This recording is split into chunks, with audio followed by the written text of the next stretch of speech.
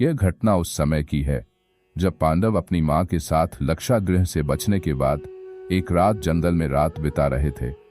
भीम को छोड़कर सभी पांडव और मां कुंती जंगल में सो रहे थे, जबकि भीम भाइयों और मां की रक्षा करने के लिए जंगल में पहरा दे रहे थे।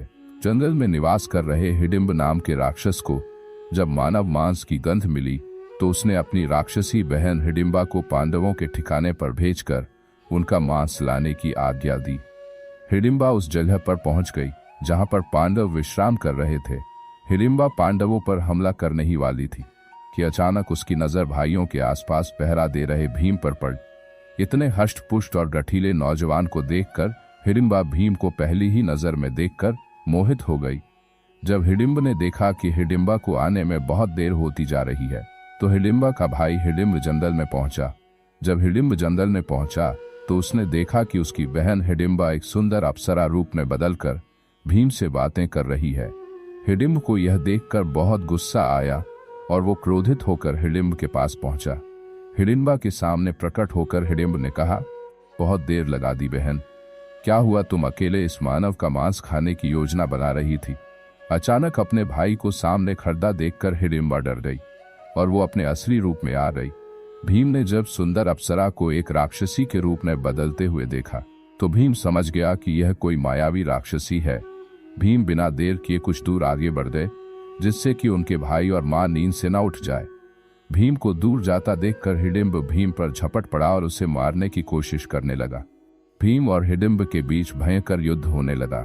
जब हिडिंबा ने देखा कि अपनी मायावी शक्तियों से हिडिंब भीम पर भारी पड़ रहा है तो हिडिंबा ने भीम की सहायता करने के लिए अपने भाई से युद्ध करना शुरू कर दिया। अंत में भीम और हिडिंबा ने हिडिंब को हरा दिया और उसकी जीवन लीला समाप्त कर दी। हिडिंब के मरने के बाद हिडिंबा ने भीम को पूरी सच्चाई बताई और उनसे विवाह करने की इच्छा जताई। भीम ने हिडिंबा से कहा, हे देवी, मैं यहाँ अपने भाइयों और माँ की रक्षा कर रहा हूँ, ऐसे में मेरा विवाह का कोई इरादा नहीं है। यह कहकर भीम अपने भाइयों और माँ के पास चले गए। हिडिंबा भीम के भाइयों और उनकी माँ को नींद से नहीं जगाना चाहती थी, इसलिए पूरी रात एक पेड़ पर बैठकर सुबह उनके जागने का इंतजार करती रही और भीम को देखती रही। अगली सुबह जब भीम अपने भाइयों और माँ के साथ वन से जाने लगे तो अचानक हिडिंबा पेड़ से नीचे कूदी और कुंती के चरण छूकर भीम से शादी का निवेदन करने लगी। हिडिंबा के सामने आते ही भीम ने बीती रात की कहानी अपने भाइयों और माँ को सुना दी।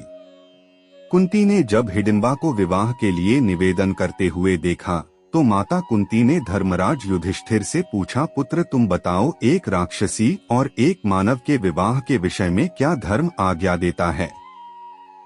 माँ की बात सुनकर युधिष्ठिर ने कहा, धर्म माँ की आज्ञा मानने के लिए कहता है। यह सुनकर कुंती ने हिडिंबा का विवाह भीम से करा दिया। साथ ही हिडिंबा से यह भी कहा कि भीम पूरी उम्र हिडिंबा के साथ नहीं रह सकता क्योंकि पांडवों को अपना लक्ष्य पूरा करना है। हिडिंबा ने कुंती की बात सहज स्वीकार कर ली। 1 वर्ष तक भीम हिडिंबा के साथ रहे। भीम और हिडिंबा के प्रेम से एक बालक का जन्म हुआ जिसका नाम घटोत्कच रखा गया। शर्त के अनुसार जब हिडिंबा को एक पुत्र की प्राप्ति हुई तो अपने पुत्र को लेकर हिडिंबा वापस अपने देश हिमाचल प्रदेश के मनाली में चली गई।